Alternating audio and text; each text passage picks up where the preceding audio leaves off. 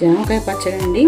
ఎలా తయారు చేసుకోవాలో చూద్దాము. చూడండి ఎంత బాగుందో, అసలు కలర్ఫుల్గా ఉంది. రోజు మనం జామకాయ తింటాం కదా, అలా కాకుండా ఇట్లా మనం పచ్చడి కూడా చేసుకోవచ్చు. చాలా చాలా బాగుంటుంది.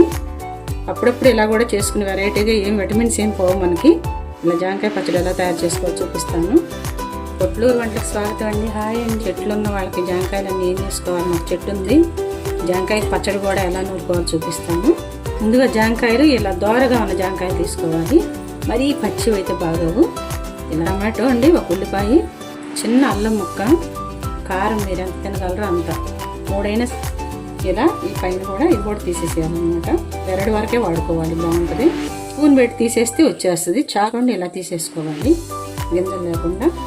ఇలా మొత్తం కూడా ముక్కలుగా కట్ చేసేసుకొని ఇవన్నీ కూడా అలా కట్ చేసి పెట్టుకోవాలి. వేసేసుకున్నాము. మరి చిన్నగా కొయ్య అవసరం లేదు, ఉల్లిపాయలు కూడా సరిపోతుంది.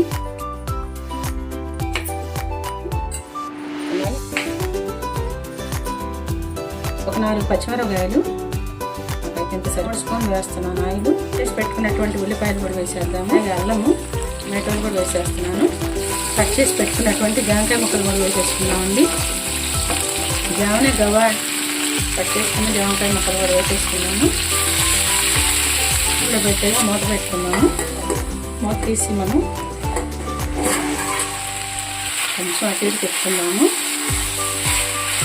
ఒక 2 స్పూన్లు పల్లీలు వేసాను. ఎప్పుడైనా పల్లీల పొడి, నువ్వులు పల్లీల పొడి వేస్తే ఏ పచ్చడైనా బాగుంటుంది. ఈ జామకాయలు అయితే ఇంకా చాలా చాలా బాగుంటుంది. ఇది కూడా 1 స్పూన్ వేసుకుని వేయించేసుకున్నాము. అసలు చిటపట్లాడుతుందిగా తీసేద్దాం స్టవ్. చింతపండు ఇలా కొంచెం ఇంత పెడదాము. 2 జామకాయలకు గాను ఇంత చింతపండు పడుతుంది. వీటి మధ్యలో పెడితే ఇది మగ్గిపోతుంది అన్నమాట చింతపండు. ఇంకొక నిమిషం పెడదాము.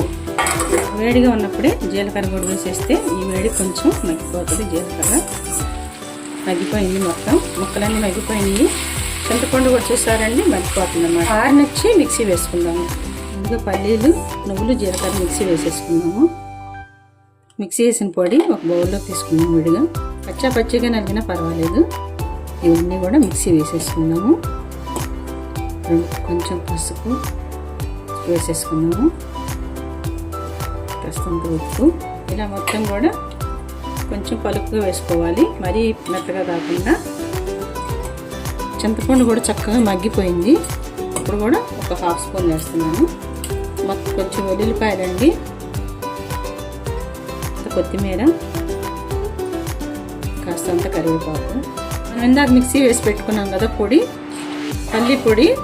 దీంట్లో జీలకర్ర కూడా ఉంది కదా, కొంచెం ఇలా పైకి కిందకి అనేసేసి మిక్సీ వేసుకున్నాము. ఇలా కోర్సుగా నలిగింది.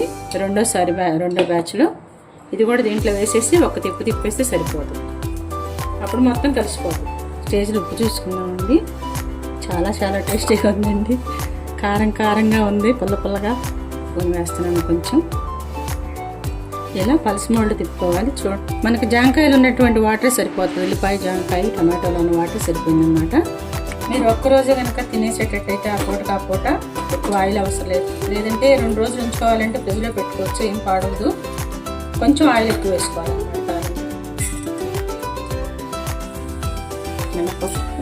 శనగపప్పు వేసానండి, కాస్తంత జీలకర్ర, కొంచెం ఇంగువ, కొంచెం ఎండుమిర్చి, కాస్తంత కరివేపాకు వేగిపోయిందండి. తాలింపు చిటికెడు మెంతిపిండి కూడా వేస్తున్నాను, ఈ వేడికి మగ్గిపోతుంది.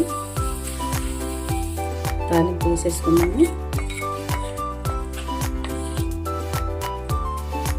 జామకాయ పచ్చడి రెడీ అండి. ఇది కూడా తయారు చేసుకుని ఎలా ఉందని చెప్పి కామెంట్స్ పెట్టండి. మీకు నచ్చితే ఒక లైక్ ఇవ్వండి, అందరికీ షేర్ చేయండి. సూపర్ టేస్టీలో ఉన్నటువంటి జామకాయ పచ్చడి రెడీ అన్నమాట. థ్యాంక్ యూ సో మచ్ అండి. చూడండి ఎంత బాగుందో జామకాయ పచ్చడి. వెరీ టేస్టీ అన్నమాట. ఇలా మీరందరూ కూడా ఒకసారి ట్రై చేయండి. కొత్తిమీర వేసుకున్నాము. రైస్లోకి, దోశలోకి, ఇడ్లీలోకి, దేనిలోకైనా సరేనండి. చాలా చాలా యమ్మీగా ఉంటుంది అన్నమాట. మీరు మాత్రం ఉప్పు, కారం అడ్జస్ట్ చేసుకోండి. ఉప్పు మాత్రం 3 స్పూన్లు పట్టింది దీనికి.